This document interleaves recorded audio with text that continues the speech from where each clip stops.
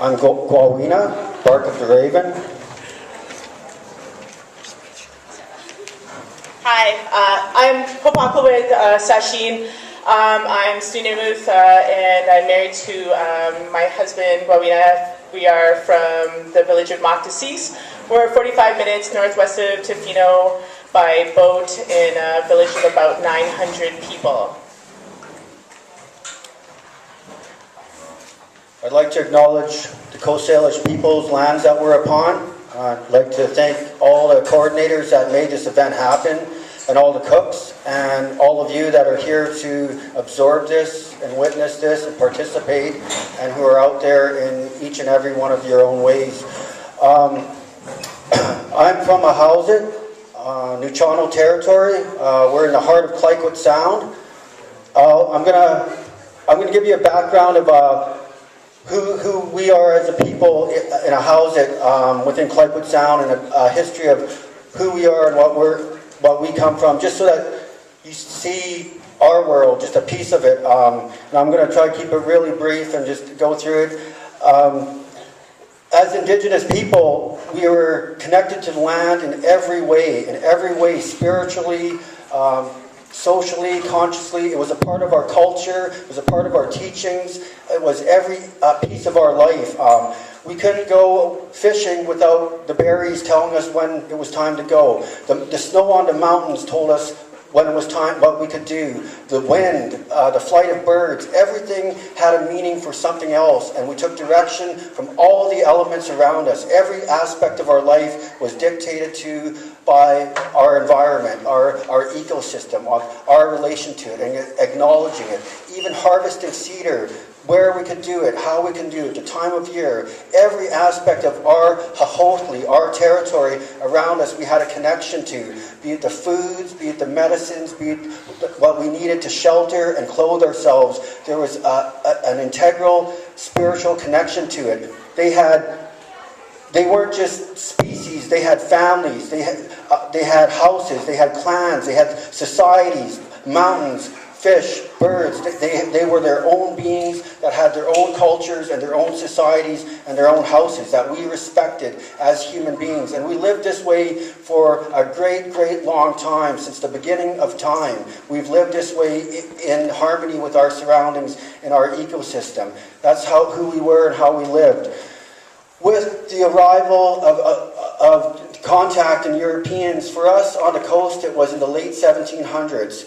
We had the Spaniards, Russians, British that were out in our territory. With the arrival of contact, immediately what they were about was everything was a commodity. Everything was to be exploited. That's all they saw in all the world around us, was what they could exploit, what they could profit for themselves, how they could be selfish human beings with all the natural resources in our territory. Immediately what they saw was the abundance of sea otters, and began the sea otter trade. They brought that species to near extinction. The sea otter was a key species within our ecosystem. Be it with the removal of the sea otters, it affected the kelp forest. With the kelp forest being affected, it affected the tidal currents. With the tidal currents being affected, it affected the shellfish beaches. With the shellfish beaches being affected, it affected all these other species that fed off plankton, be it whales and other species of life that were connected to this great circle. And that's how they lived. That's what happened with the attack on sea otters and the sea otter fur trade, seal fur trade.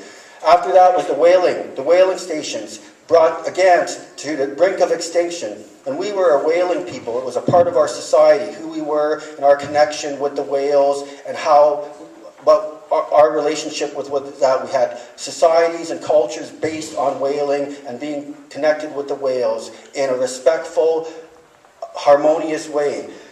They brought that to the brink of extinction. After that, the fish canneries, the commercial fishing industry, which they depleted the stocks, where it nearly wiped out our salmon, our herring runs were completely wiped out, and these were pieces of our life and our culture and who we were as a people. Because of their greed and commercialism and capitalism, they brought that industry to a point where it was almost gone. Our herring are slowly returning. Our salmon are, the numbers are extremely low just to even sustain us as a people. After that came the logging industry, where they skinned mountains alive, they completely deforested whole areas, completely devastated streams and rivers because of their practices of logging. And we have a connection to the cedar. The cedar was a huge part of who we were as a people. And with that industry completely wiping it out, causing this complete devastation to our ecosystems. And now here we are in the present within this, where it's fish farms. Fish farms that have this species that is foreign to our waters. It's not even from, it's an Atlantic species that's out in our water. These fish are contaminated with antibiotics and pesticides. Everything, they're genetically modified, so everything about them is completely contrary to who we are and as salmon people, and the dangers that it could bring to our wild salmon. Now we're facing mining in our territory. They want a copper mine and they want a gold mine. They want 2 potential mining activities out in Clydewood Sound. So all of these things over and over, then as well as with colonization, with the Indian Act and the residential school and the reserve system that severed our ties to our land and who we were and how we operated and functioned and how we were in harmony with our land and what was a piece of our governance, was a piece of our culture. They had completely disrupted that relationship through government policies, government laws, litigation, residential school, reserve systems, Indian Act, completely destroying our relationship. Then we have industrialization that is just comes in and does as it please because the government is more than willing to let them in and access our territory. We have all these, be it tourism, like was mentioned before, that we have this huge influx of people that come in that have no knowledge of who we were as human beings. To them, Clydewood Sound is just something for them to come out and profit off without ever acknowledging our jurisdiction upon our territory as Indigenous people. And so here we are constantly fighting to preserve who we are as Indigenous people, as Kuis people, as our Hahoki, our territory, our interconnectedness with our land. And it's been over and over. Now, here we're in a day and age where it's climate change that we're battling. And through all of these, my people still persevere. We have a really strong and beautiful and proud culture. We're connected to the land. We're connected to our ocean. We still sustain ourselves off the ocean. But it's been constantly a fight and a battle just to have a piece of it, just to make sure it's not completely destroyed. That we're constantly fighting the government, the DFO, we're constantly fighting the invader society, the general population. We're constantly battling down. And now we're in a day and age where we're facing the climate issue, where our territories are facing deforestation. Our oceans the acidic levels of the ocean are a huge concern. The warming of the ocean is a huge concern. But then here we are in a place and time where nobody wants to be accountable for that. Governments don't want to be accountable. General society doesn't want to be accountable. Corporations don't want to be accountable. Because it's always somewhere else. It's always somebody else's who caused it on the other side of the world. It's some other industry. They're not that. So we have these nation states that come together, panels of scientists, environmental NGOs, academics, bureaucrats, who come together to talk about and figure out what the climate issue is, what's going to happen. The problem with this is that their agenda is not to stop or change it, because they don't want to change their world of consumerism. They don't want to change their world of capitalism. They don't want to, general society doesn't want to change living by what they believe what they want, but not what they need as human beings. And that's how general population lives, is their greed and selfishness. And that's a huge part of this equation. So these groups come together and they want to tweak it and change it and create carbon offsetting throughout the world, which is just a huge scam, and that's something that they're trying to bring out to Clydewood Sound. One of the biggest contenders for the carbon offsetting scam is Disneyland Enbridge and some of the companies out of the tar sands. They want to purchase parts of Clydewood Sound so that they could continue their devastation elsewhere in their activity. With all of this is ultimately it's going to fail if there's not Indigenous people part of these discussions. If we're going to talk about saving the planet and truly and genuinely doing what's right, Indigenous people need to be a part of this discussion. Indigenous people need to be a part of this conversation because it's crucial. Our traditional ecological knowledge is crucial to all of this, of setting things right and being in harmony and living in respect and doing what's right for the planet and doing what's right for humanity. But at the same time, we need to be extremely careful that we're not marginalized as human beings and we're not just used for our knowledge or to be in the background drumming and singing for them, and that we're respected as our identity as Indigenous people, that we're respected for our jurisdiction upon our lives and lands, and that it is our land and it's our territory, and we need, that is a huge piece of correcting everything and setting everything in the right state. Because I live within a territory where we're almost like an invisible people. And right next door to us, Tofino, is an extremely wealthy community that's wealthy off of tourism. But as long they could come out in our territory and be it whaling, tourist guides, whale watching, kayaking, all these other activities within our territory, but never truly wanting to ever acknowledge that it's our territory, it's our jurisdiction. And when I make statements like that out in my territory in Clydewood Sound, we're racist. They say that we're racist because we're not including Tofino residents, or we're not including BC residents, because it belongs to everybody. Because that's that colonial mentality that it belongs to everybody. You guys can't have it. They don't live in that day and age because of privilege. But the reality is, it is my people's territory. My ancestors' blood is there. We have songs and stories and history that are there. We are tied to the land. We have a connection to the land, and we're still alive, and we're not going away. And not only is it that we need to stop all these industries, be it fracking, be it pipelines, be it mining, be it logging or fish farms. We have to stop the system that's behind it, that's allowing it to happen. We have to stop the mentality that's behind it that allows general population to think that this is normal, that this is how it's supposed to be. We have to completely dismantle that machine. We have to smash the state. At the same time, we need to ensure that Indigenous people's identity remains intact and Indigenous people's jurisdiction upon their lives and lands remains absolute, that they are in full jurisdiction upon their life and land without compromise.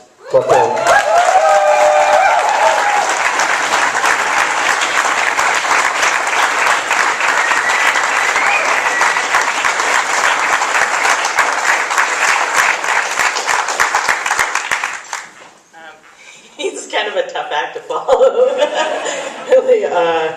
I actually prepared something this time. Usually I don't, but I'm just going to share something. I was really thinking about Harsha when we were packing to come here, and I got a lot of love and respect for her, and so as continued, our prayers and our thoughts are with her. But my daughter is also pregnant, and she was in preterm labor, so I was at the hospital all day, about an hour before I got here. So I'm really glad that 2 days ago I sat down and wrote something, because I'm so discombobulated with just worrying about my daughter. But I have some concerns, and I thought about what we are doing here this weekend, and I have some thoughts that I want to present, things that we can hold inside of ourselves, we can ask ourselves, we can ask each other, we can talk about, discuss in a good and healthy manner, because it's really important to me that we have kind of like an arc, something to really think about and connect about. And so I'm going to read it, and I'm sorry I don't want to be all boring and weird and academic, but I just think it's really important that I share these things, because this was really weighing on me about coming here, and what my level of participation is, and what the level of participation is of others, and also in question of commitment and where our commitment lies. So Ancestral Pride, we are husband and wife, mother and father, grandfather and grandmother, allies in solidarity with those who are fighting for our rights to a future for our great-great-great-grandchildren. Nothing more, nothing less. Dedicated to our way of life and to upholding the ways of our ancestors. One of the most important ideologies that exists right now in Canada that we confront as ancestral pride and aim to dismantle is the idea that Stephen Harper is Canada's problem and ousting him is the solution. Hang on here. Huh. Yeah, that ends there. But I mean, I'm sorry, I'm a trickster. There's so much more. This gives the false illusion that this country as an entity is just fine and working awesome as long as there is the right centralized leader who reflects the wants and needs of the average citizen, and Canada is okay. This, of course, is an utter load of some of the most swallowed Kool-Aid in our collective consciousness. Canada, the country, is the problem, not whatever current puppet is sitting in the PM seat. This country and its current regime is based on genocide, bloodshed, land theft, industrialization, oppression, and capitalism. Canada is an illegal entity, a military occupying force that has become so good at what it does that it has successfully lulled the masses into a false sense of security and patriotism. So much so that when the lie is confronted in its enormity and glaring failures at humanity and justice, people foam at their mouths to defend it. We do not romanticize our origins, worldviews, and way of life before contact, but we do aim to point out that what we were doing worked. We existed here millennia beyond counting without depleting or polluting our resources, be it food, water, timber, or ore. We had protocols, responsibilities, and roles in our societies and strove to live in a sustainable, harmonious way that benefited all. Our connection to our bodies is the connection to our environment. What harmed our environment harmed us. Hishak Itzawak. We are all one, connected. In order to sustain ourselves and to ensure the continuity of the future generations, we lived and breathed balance. We listened to the world around us, the animals, the tides, the weather, the moon, the sun, the stars, the plants, and the air, and we used ceremony and spirituality to keep our connections strong and open. In this way, we followed the laws of our Creator, the laws of the land and the water, and the laws of our Ta'i Ha'uya, our hereditary governance system. This bioregional-based way of autonomously governing ourselves as nations is integral to facilitating the way of the future for Indigenous people. Plug in. I'm going to have to plug this in a minute. Is integral to facilitating the way of the future for Indigenous people as well as the unsettled settlers. Soon enough, the wanton mass destruction of land, water, and the life of the colonizers are perpetuating by enslaving themselves to energy consumption and a technological way of life is coming to an abrupt and brutal end. Sooner than many believe because it is too scary to acknowledge. For these reasons alone, we must dispel the new mythology of Canada and we must prepare in a meaningful way for a future that is going to be hard, fraught with peril, and will require extremely hard work to survive in. This is why it is of the utmost importance for everyone to understand that Stephen Harper is not the problem. Whatever political party is considered bad is not the problem. This whole Canadian government, this society, this death culture is the problem. Voting in a new leader will not work. Voting in a new political party will not work. Upholding, hang on here, technical difficulties. Okay. Voting in a new political party will not work. Upholding Canada and its value systems based in systemic racism and oppression of the Indigenous will not work. Dismantling the very foundations of this spoiled, privileged infant country is the only thing that will work.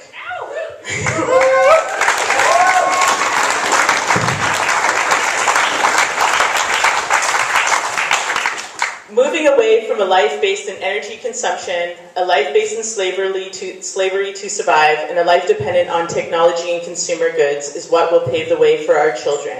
Sacrifice will give them a chance. We are now as a species beyond the point of no return, and we must work fast and hard to create a sustainable way of life that has a future free from the boot of the oppressor and the accompanying ecocide. It is with this in mind we have come to ask, Indigenous and non-alike, what is your level of dedication? Where is your skill set? What can you offer a community? What will it take for you to commit to a new way of life? What does Indigenous sovereignty mean to you? And what are you willing to sacrifice? Are you ready to live as a citizen of the nation of the lands you reside on if you are settlers? Are you ready to be a true contributing citizen of your nation if you are Indigenous? And how can you work to benefit the people? We have grave concerns about now. There is a need to organize in a manner beyond what we are comfortable with.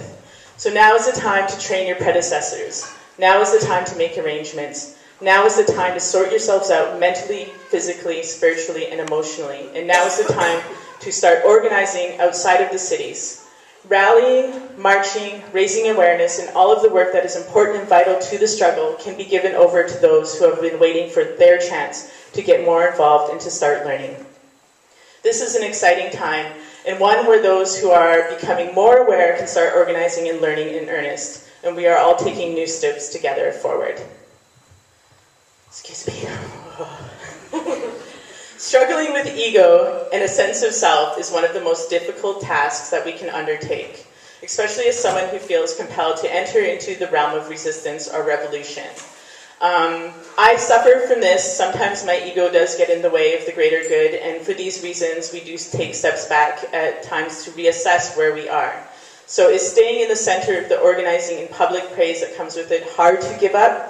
These are all things that must be examined so that learning and growth can take place. It is hard and it is painful to confront yourself honestly, but it is also rewarding, and the insight is a gift. No one can tell you what to do or make you do anything. This rite of passage in your growth as someone who would fight for our collective future and for Mother Earth is essential. This is a choice, a lifestyle, a sacrifice. This is not a trend nor a fad, a fleeting moment of whimsy. For these reasons, the desire to reach outside of yourself and look into your spirit must be your own. The change must be inspired by self and spirit. We all have our faults and our weak spots, and this is why building a community of like-minded people is important, so we can help each other and so we can support each other like the individual cells of a whole organism. I'm almost done, I promise. There are many throughout history who forged a path and created space for themselves to learn how to be a new way. While the religious or other colonial aspects can be off-putting, you have to admire the commitment and the utter faith that the groups like the Mormons, the Hutterites, the Amish, the Wet'suwet'en, although they're not religious, but the Mennonites, Quakers, various sects of commune dwellers have to their collective cause, whatever that may be.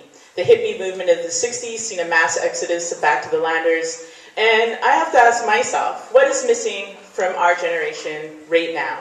Why are we not as committed as to our collective vision? What is preventing us from moving forward out of the organizing rut and into a brand new world and brand new spaces? The answer is manifold. Technology, globalization, complacency, depression, oppression, apathy, those are among many of the factors that hold us back. We do not claim to have any answers or to be above or ahead of anyone. We just ask ourselves these same questions, and in the spirit of resistance, we feel comfortable asking everybody else the same questions. We're not exempt from examining our own motives and intentions in this movement. What we do have, though, is an honest and heartfelt desire based in a feeling of urgency to create these spaces and live by our value systems as Kuas and Commonwealth people, and to find a way where the settler nation fits in. Simply put, it's not just pipelines, mines, logging, fish farms, and fracking. It is everything in this white privileged colonial society that we must say no to, resoundingly and with great conviction. Let's get building.